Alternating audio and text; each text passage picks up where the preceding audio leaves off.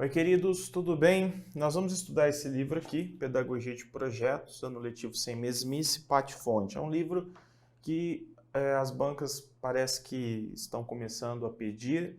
Não caiu muito até agora em concursos, é um livro novo, muito interessante. Não foi muito solicitado em editais até agora, então a gente não tem questões disponíveis. Eu achei um exercício só por enquanto, tá? Mas é um livro muito legal, um livro que muito simples de se trabalhar. Bem, eu vou analisar com vocês aqui todos os pontos importantes dele. Só que ele é meio que dividido em duas partes. Em uma primeira parte, ele fala de todos os conceitos sobre projetos, como trabalhar, o que é fundamental para se trabalhar com projetos, concepções, etc.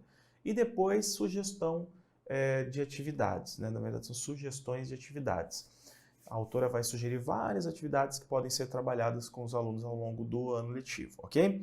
Eu vou trabalhar a parte conceitual, aquilo que eu imagino que vai ser cobrado no concurso e que tem condições de ser cobrado em um concurso. Então, está aí, Pedagogia de Projetos. Para nós começarmos, a gente começa aqui do começo, né? É para copiar? Bom, então o que nós temos de importante aqui? No ponto 1 diz assim, de costume, receber os conteúdos prontos para cópia e repetição. Isso acontece nas salas de aula de escolas pelo Brasil afora, a gente sabe disso. No caderno dos alunos não são encontradas questões lançadas por eles próprios, alunos, pensamentos e sonhos inspiradores nascidos durante uma aula. Encontram-se o que, na verdade? Transcrições exatas do que o professor disse ou escreveu em uma letra que revela desatenção ao próprio registro. Então o aluno simplesmente está ali olhando para o professor em silêncio, copiando, e às vezes aquilo que ele está copiando ele nem tem envolvimento nenhum com aquela informação sequer faz sentido para ele, mas ele está ali mecanicamente acompanhando, porque faz parte do ritual, vamos dizer assim, de uma aula bem tradicional, não é? Muitos professores ainda acreditam que esse caminho da cópia, da atenção do aluno que olha para o professor e anota tudo que está no quadro, seja o melhor caminho, a melhor estratégia, enfim. Questão: a escola é a preparação para a vida ou a própria vida do aluno? Essa questão é muito importante, porque é óbvio, isso já foi trazido. Inclusive a educação nova, né, educação renovada, a escola nova, trouxe essa questão já lá no final do século XIX e começo do século XX. A escola mais tradicional ela é vista como uma instituição que tem que preparar o sujeito para a vida adulta. Esquece que a criança, por exemplo, ela já vive a infância. Ela já está vivendo a vida, ela não tem que ser preparada para o futuro. O presente é a realidade já, não é? Então, em vez de nós entendermos que a escola é a preparação para a vida, como pensam os mais conservadores, nós temos que entender que a escola é a própria vida do aluno, tudo bem? A escola é a própria vida do aluno, ou seja, aquilo que ele vive, aquilo que ele experiencia já faz parte da sua realidade, é importante para a sua formação. Aí vem aqui, os conhecimentos enlatados, óbvio que é uma crítica, né? Engessam as mentes dos indivíduos que repetem e copiam, mas não são estimulados a criar, questionar e imaginar. Não são autores de sua própria história. E por que eles não são autores?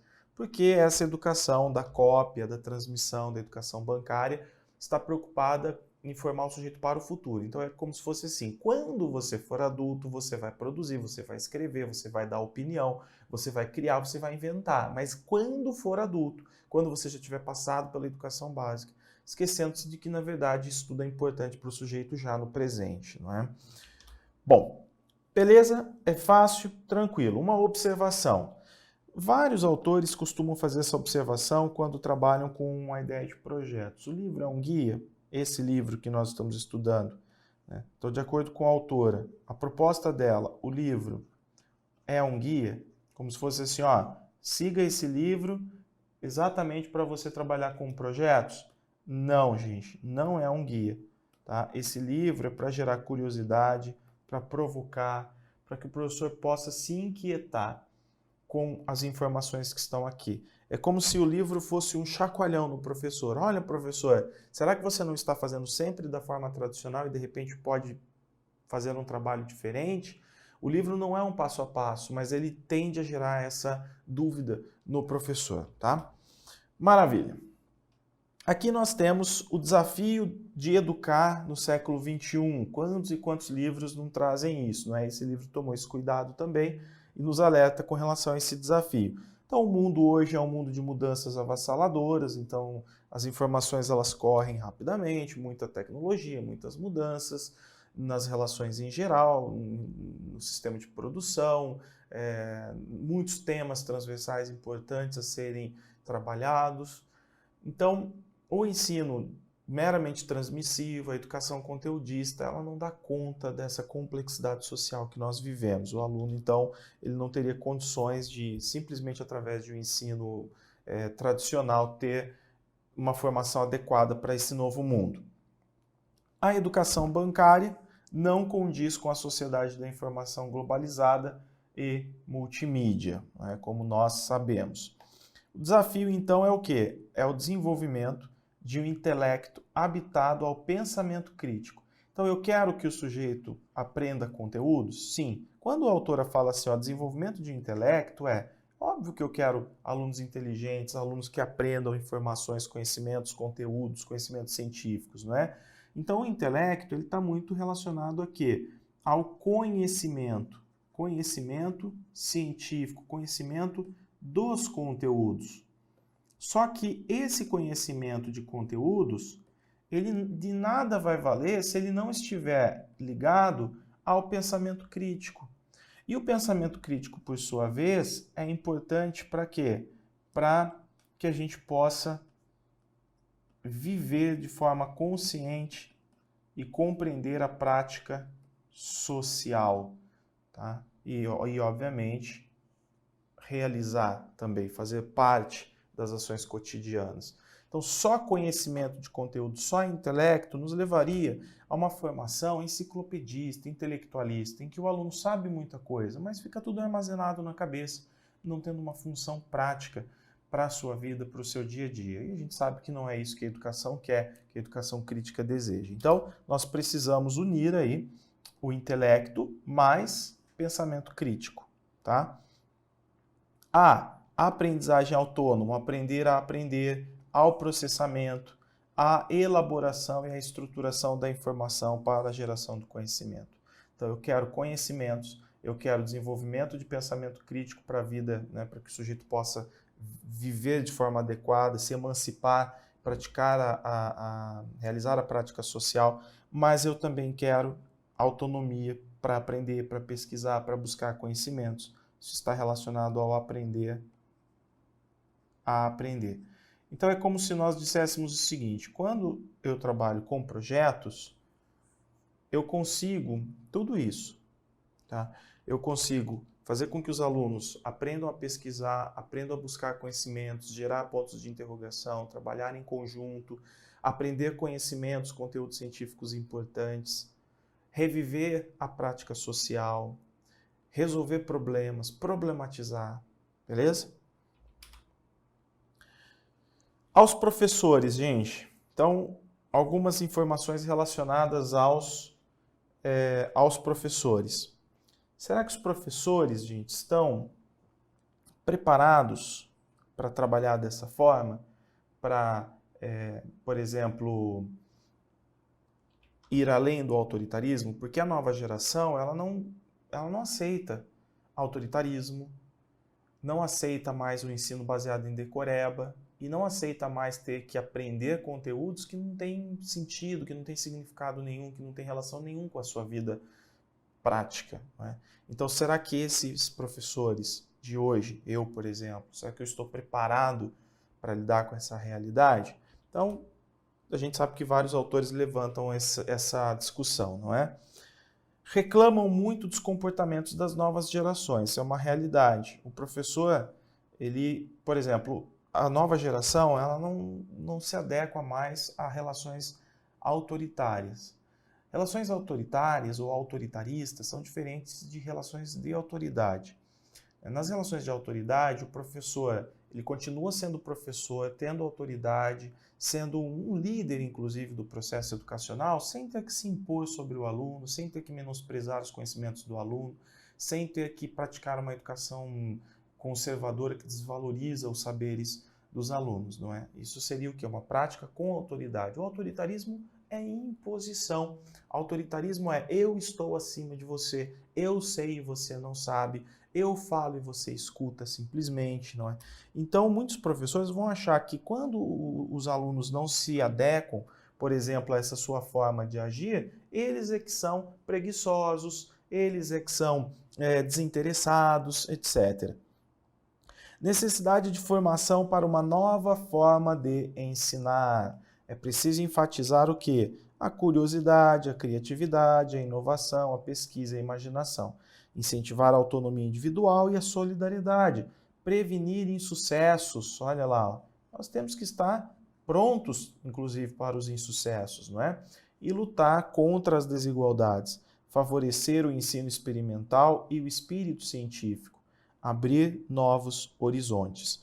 Então, essa forma de trabalhar é que vai superar essa educação bancária aqui, não é? Essa educação bancária.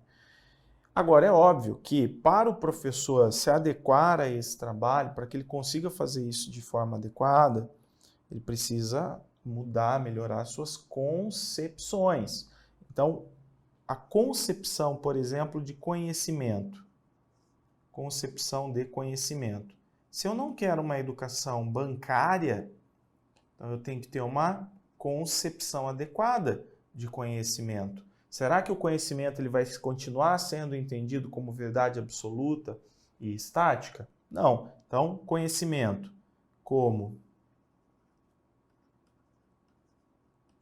verdade ou verdades absolutas e estáticas. Se eu estou promovendo uma educação bancária, está ótimo, mas não é o que nós queremos, então eu preciso superar essa concepção de conhecimento. Como que eu vou compreender, então? Eu vou compreender o conhecimento como um processo dinâmico, tá?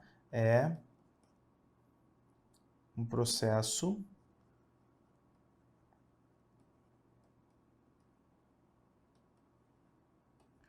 dinâmico. Isso quer dizer o quê? Aquilo que eu aprendo enquanto conhecimento não é algo estático, absoluto, pronto, essa é a verdade para sempre. Ele pode sofrer mudanças. Por quê? Porque o conhecimento é algo que acompanha todo o progresso da vida, toda a vida humana, as mudanças que acontecem, etc. E ele se torna um guia para a ação. Um guia para a ação. Então, o que eu aprendo na escola serve para quê? Para me orientar em vida. Senão não teria sentido nenhum. Né? Então eu vou aprender alguma coisa simplesmente para encher minha cabeça, se eu não vou fazer uso nenhum disso. Não, é um processo dinâmico, ele sofre mudanças, por isso que a ideia de problematização é muito interessante. Se eu estou diante de um fato narrado, de uma informação, eu digo, será? Tudo bem, nesse contexto vale, e num outro? Não é? E o conhecimento ele precisa ser um guia para a ação, ele precisa orientar as pessoas para que elas possam viver melhor, de forma mais segura, para tomar decisões no dia a dia, não é? E uma coisa que acontece, que eu vou colocar como observação, que é algo muito interessante que a autora diz, é o tempo que nós vivemos, né? Esse tempo de mudanças, ele precisa ser compreendido pelo professor. Ele é um momento de travessia. Todo momento de travessia é complicado. Nós estamos vivendo esse processo de mudanças. Então, muita coisa, né? muitos costumes, conhecimentos que nós achávamos verdades absolutas já não servem mais. Então, se, por exemplo, o professor aprendeu que para dar aula ele tinha que ser enérgico, severo, porque aí os alunos aprenderiam, hoje já não é mais assim que nós pensamos. E é óbvio que mudar a forma de pensar, isso gera um gasto de energia, não é? A gente precisa, obviamente, ter que, às vezes, abrir mão daquilo que você carrega como uma crença e como um valor por anos e entender que esse não é mais o caminho. Então, essa travessia, ela não é fácil, ela é árdua, ela é repleta de tensões, de conflitos, de negociações, de aprendizagens, né? E eu ter, por exemplo, um professor autoritário na relação com o aluno, e até mesmo ter autoritarismo na relação entre direção e professor, hoje é inadmissível. Não é? E faz parte dessa mudança o quê? Isso que nós temos visto. Se o professor vai trabalhar conteúdos com os alunos, beleza, ele vai fazer isso, nós temos que ensinar conteúdos, nós temos que fazer o aluno se apropriar dos conteúdos científicos, mas eu não posso deixar de olhar para alguns aspectos. Contextualização.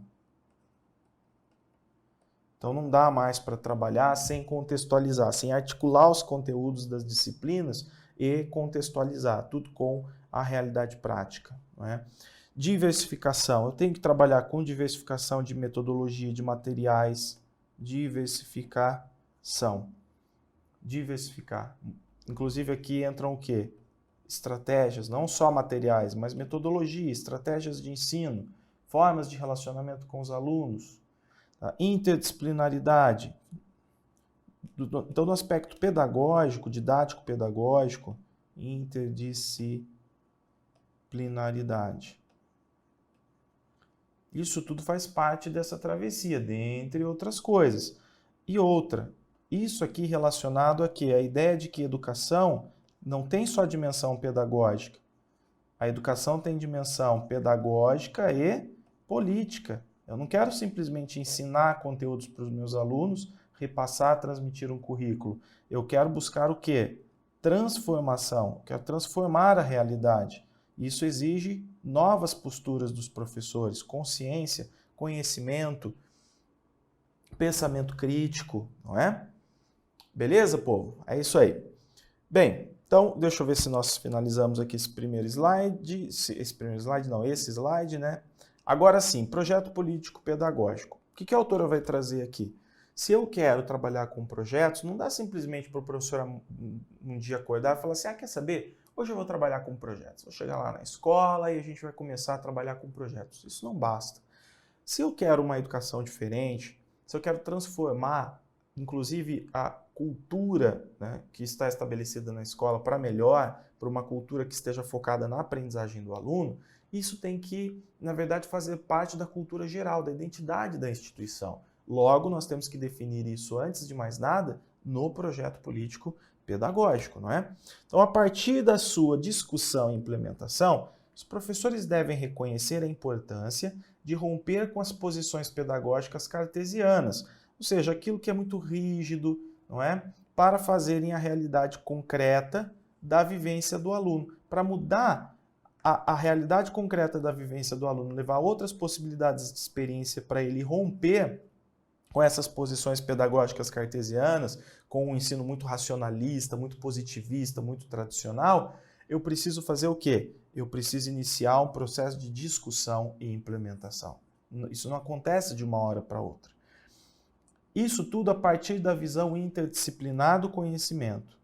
Daí a importância do ato reflexivo no dinamismo da prática pedagógica, por meio da reflexão conjunta do projeto educativo em oposição à racionalidade técnica.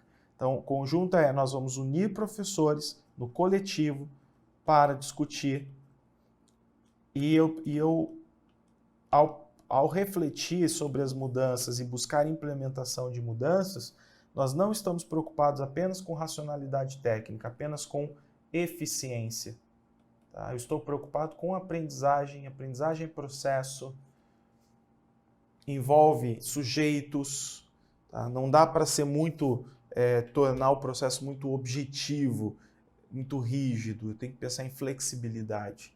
O tempo todo nós estamos implementando, discutindo e melhorando, implementando, discutindo e melhorando, mas isso foi discutido já no âmbito do PPP. Isso foi já traçado como um caminho a ser perseguido pela instituição, como um valor para a instituição em que nós estamos. Então, esse é o desafio, tá? Lembrando que esse trabalho, né, elaborar o PPP é importante, porque a instituição vai exercer a autonomia dela, ela vai escolher ser de alguma forma, traçar algum caminho, buscar um futuro melhor. Então, todos ali vão exercitar a capacidade de tomar decisões coletivamente. E depois, o tempo todo, depois da elaboração do PPP, o tempo todo, os professores, a equipe pedagógica, os coordenadores de direção, vão ter que se reunir outras vezes para tomar decisões. Então é importante a elaboração do PPP porque ela abre as portas para esse modelo de trabalho em que as pessoas estão trabalhando e tomando decisões coletivamente, né? Uma coisa que é muito importante, gente, é que quando a gente fala de mudança, ela é necessária, beleza. Mudança é algo que visa o quê? O bem comum, aquilo que é bom para todos. Nós vamos ter que encontrar o bem comum, porque eu quero uma coisa, o outro quer outra. Isso é normal. Então, esse início do processo de mudança não leva a consenso. A princípio, ela leva ao conflito.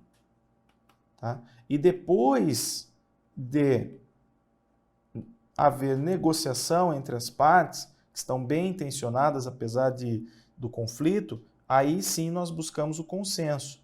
E o consenso, ele é buscado através disso aqui, através da preocupação que nós temos, ou a partir dessa preocupação em ter o bem comum, em alcançar um bem comum, algo que seja bom para todos. Então, nós vamos querer mudança, trabalhar com projetos. É óbvio que vão existir resistências, algumas pessoas vão levantar pontos de interrogação, algumas vão levantar barreiras, tudo isso é importante, não é? Para que a gente possa o quê? Favorecer a diversidade. O conflito favorece a diversidade, olhares múltiplos. Depois, quando a gente chega no bem comum, de repente, então foi estabelecido, nós vamos trabalhar com projetos, uma série de contrapontos foram analisados, para que essa nova mudança não seja uma mudança frágil, uma mudança que vai dar certo por um mês e depois ninguém mais vai adotar. E mais importante, as mudanças dentro da escola, elas precisam fazer sentido para todos. Tá? Todos, porque todos participaram da discussão, compreenderam do que se trata. E com projetos é a mesma coisa. Tá? É a mesma coisa. Aqui nós temos novo ano letivo, reflexão e ação. Então vai começar o ano letivo, é momento de se pensar em mudanças, em possibilidades, o que aconteceu no ano anterior, o que vai acontecer nesse, existem professores novos. Então tem uma figura aqui que vai exercer um papel muito importante, que é o coordenador pedagógico. Nesse período, o coordenador pedagógico atua como formador, como articulador e como transformador. Então ele exerce essa liderança no âmbito pedagógico, não é? E o que acontece? Junto com os professores, coordenador mais os profs vão promover discussões, reuniões, planejamento conjunto, apontando para mudanças de paradigma. Tá? Então, vamos colocar aqui, discussões que apontem para mudança de paradigmas. Então, antes de começar o ano letivo, a gente tem semana pedagógica. Nessa semana pedagógica, a gente vai ter aqui esses atores articulando ideias e apontando, discutindo, apontando mudanças de paradigma. Vamos começar a trabalhar com projetos? Vamos. Beleza, mas o que precisa mudar? Vai lá no PPP, recorre ao PPP. Quais são os valores, as concepções? Então a gente vai adotar, por exemplo, postura construtivista, nós vamos valorizar a participação do aluno. Da mesma forma, eu quero um processo todo sistemático, planejado, organizado. Né? Não é rígido, é flexível, mas isso não quer dizer que os alunos estejam totalmente à vontade para fazerem o que quiser. Então isso fica muito bem definido em termos pedagógicos. Não é? E quando a gente fala de mudança de paradigma, é o quê? Uma educação, a partir de uma didática, de pedagogia, de concepções, né, de metodologia, que levem o sujeito à formação integral, ao aprender a conhecer os 4 pilares, né? Então eu quero o seguinte, eu vou mudar uma série de coisas dentro da educação, dos processos educativos, para promover a formação integral do sujeito, para que ele aprenda a conhecer, aprender a fazer.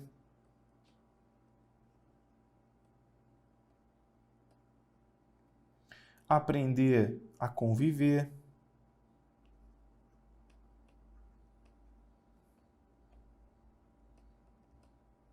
E aprender a ser. O que quer dizer isso? Isso quer dizer que nós não estamos querendo mudar paradigma simplesmente por uma vaidade, porque é moda, porque é bonito. Não, a mudança de paradigma tem um foco. O foco é a formação integral do sujeito, tem uma finalidade. Tá? Então, formação integral dos alunos.